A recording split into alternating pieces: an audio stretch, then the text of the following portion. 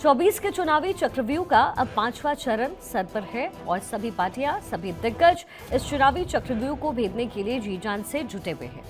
हर किसी को पता है कि ये बची हुई सीट न सिर्फ अहम है, बल्कि देश की सियासी तस्वीर क्या होगी ये तय करने की क्षमता भी रखती है। और इसलिए आज जहां प्रधानमंत्री मोदी इस चक्रव्यूह का छठवां द्वार भेदने के लिए उत्तर प्रदेश पहुंचे, तो वहीं लखनऊ में अखिलेश और केजरीवाल ने एक साथ आकर के विपक्षी गठबंधन की एकता का दमखम दिखाने का प्रयास किया।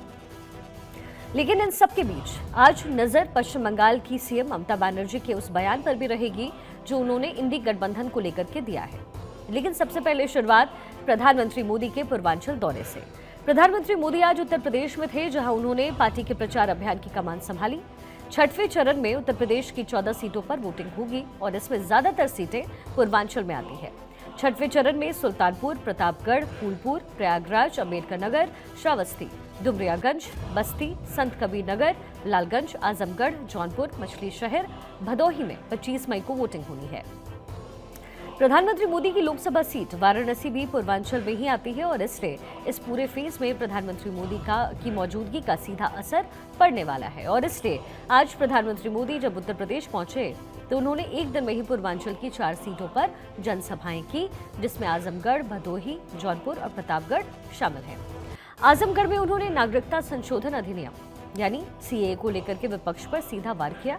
पीएम मोदी ने कहा कि कांग्रेस और समाजवादी पार्टी की सरकारों ने सीएए के नाम पर झूठ का पहाड़ खड़ा कर दिया। इन दलों ने 7 दशकों तक हिंदू मुसलमान किया और ये दल कह रहे हैं कि जब मोदी जाएगा तो सीएए को भी हटा दिया जाएगा। लेकिन अब तक वो मैदान में है, कोई भी माई का लाल इस कानून को खत्म नहीं कर सकता। उन्होंने आजमगढ़ की पुरानी इमेज को लेकर के भी समाजवादी पार्टी और कांग्रेस पर जोरदार निशाना साधा। उन्होंने कहा कि आज से 10 साल पहले सामान्य व्यक्ति की सुरक्षा भगवान भरोसे थी। आतंकवाद और दंगे आजमगढ़ की पहचान बन गए थे, क्योंकि समाजवादी पार्टी तब आतंकियों का सम्मान करती थी। क्या कुछ कहा है, पहले आपको एक बार सुनवा देते हैं। ये मोदी की गारंटी है। देश विदेश कहीं से भी जो भी ताकत इकट्ठी कर रही कर लो, मैं भी मैदान में हूं, तुम भी मैदान में हो।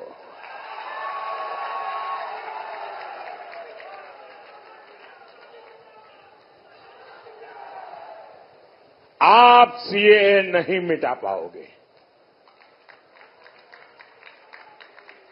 आने वाले कुछ महीनों में ही पश्चिम बंगाल से लेकर दिल्ली, पंजाब तक हजारों शरणार्थी परिवार मां भारती की गोद में रह रहे हैं, अनाथ की तरह रह रहे हैं। वो अब सम्मान के साथ रहेंगे, उनके पास उनकी एक पहचान होगी। अब याद करिए, 10 साल पहले देश में एक सामान्य व्यक्ति की सुरक्षा भगवान भरोसे होती थी। कभी बम धमाके, कभी आतंक, कभी स्लीपर सेल, कभी दंगे, और आजमगढ़ की तो पहचान ही बदल दी गई थी। न जाने किस किस नाम से आजमगढ़ को बुलाया जाता था, कितना बदनाम करके छोड़ा था। देश में कहीं भी धमाके होते थे तो सबसे पहले लोगों का ध्यान आजमगढ़ की तरफ जाता था। लोग आजमगढ़ की चर्चा करते थे और तब यहां समाजवादी पार्टी की सरकार आजमगढ़ की प्रतिष्ठा के लिए न कुछ सोचती थी, न कुछ करती थी। तब सपा के शहजादे आतंक के समर्थन में दंगाइयों का सम्मान करते थे। धमाके करने वाले आतंकियों को छोड़ा जाता था। स्लीपर सेल्स को राजनीति का कवर दिया जाता था। इसी रवैये के कारण देश भर में आतंकवाद फला फूला। अनेक माताओं को अपने बच्चों को बर्बाद होते देखा, और इन लोगों तो आज भी ऐसा ही रवैया है। आपने तो सपा के गुंडाराज के वो पुराने दिन देखे हैं। बाजार शाम 7 बजे बंद हो जाते थे, माताएं बहनें बाहर नहीं निकल पाती थी, पढ़ाई लिखाई तक के लिए बेटियों का निकलना मुश्किल होता था। भाइयों और बहनों, आज भाजपा सरकार में यूपी इन सारे संकटों से बाहर निकल आया है और योगी जी ने यहां दंगाइयों की, माफियाओं की, अपहरण फिरौती गैंग की, मेरा जो स्वच्छता अभियान है ना, योगी जी ने उत्तर प्रदेश में बराबर चलाया है।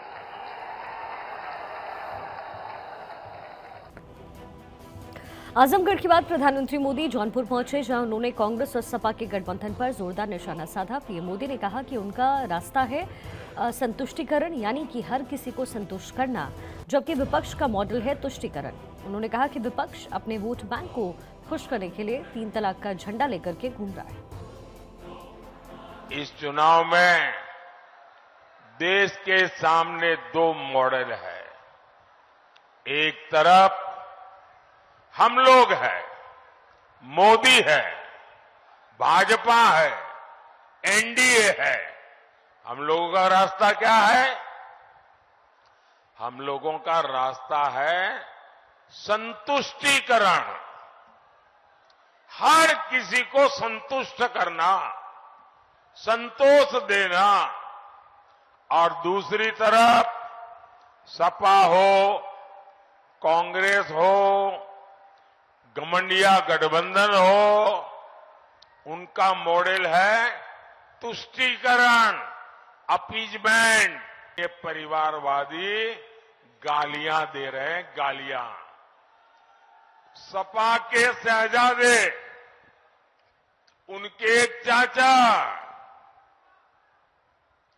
वो तो राम मंदिर को कहते हैं बेकार है, बेकार। ये सपा के शहजादे काशी का मजाक उड़ाते हैं। साथियों, अपने वोट बैंक को खुश करने के लिए ये लोग हर हद पार कर रहे हैं। अब मुझे हैरानी है, 21वीं सदी और ये 3 तलाक का झंडा लेके घूम रहे हैं। ये माताओं बहनों के साथ जुल्म हो रहा है, ये समझने को तैयार नहीं। क्यों? वोट मिलता है। वहीं कालीन के कारोबार के लिए प्रसिद्ध भदोही में भी प्रधानमंत्री मोदी ने इंडी गठबंधन को निशाने पर लिया। उन्होंने कहा कि कांग्रेस सत्ता में अगर आई तो राम मंदिर पर ताला लग जाएगा। भदोही में उन्होंने क्या कहा, ये भी सुनवाते हैं। एक सवाल करना चाहता हूं। बुआ तो आपकी इतनी करीबी है, बंगाल से यहां तक आपके पास आई है। कभी आपने आपकी नई बुआ को पूछा कि वो बंगाल में यूपी बिहार वालों को बाहरी क्यों कहती है? हमारा देश एक है, हम सभी भारतीय हैं, हम भारत माता की संतान है। फिर बंगाल में जाने वाले यूपी के लोगों को टीएमसी गाली क्यों देती है? आपको अब रामलला जी टेंट से निकल करके भव्य मंदिर में गए, आपको गर्व होता है कि नहीं होता है? रामलला जब टेंट में थे, हम सबको पीड़ा होती थी कि नहीं होती थी? रामलला भव्य राम मंदिर में विराजित हो चुके हैं, लेकिन ये लोग अभी तक इसे स्वीकार नहीं कर पा रहे। सपा के नेता कह रहे हैं कि राम मंदिर बेकार है। कांग्रेस के शहजादे कोर्ट के फैसले को बदलकर राम मंदिर पर ताला डालना चाहते हैं। और इसी दौरान प्रधानमंत्री मोदी का एक और रंग देखने को मिला। जौनपुर में उनकी रैली के दौरान 2 बच्चे सीएम योगी और प्रधानमंत्री मोदी की वेशभूषा में वहां पर पहुंचे। जब प्रधानमंत्री मोदी की उन पर नजर पड़ी तो इन नन्हे समर्थकों को देखकर वो भी बहुत खुश हुए। उन्होंने मन से दोनों की तारीफ की। क्या कहा, सुनिए। ये क्या बढ़िया मोदी योगी बना लाए हो भाई।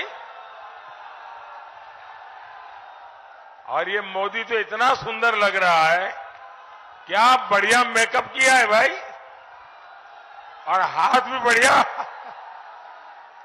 वाह, दोनों मोदी योगी बन के आ गए।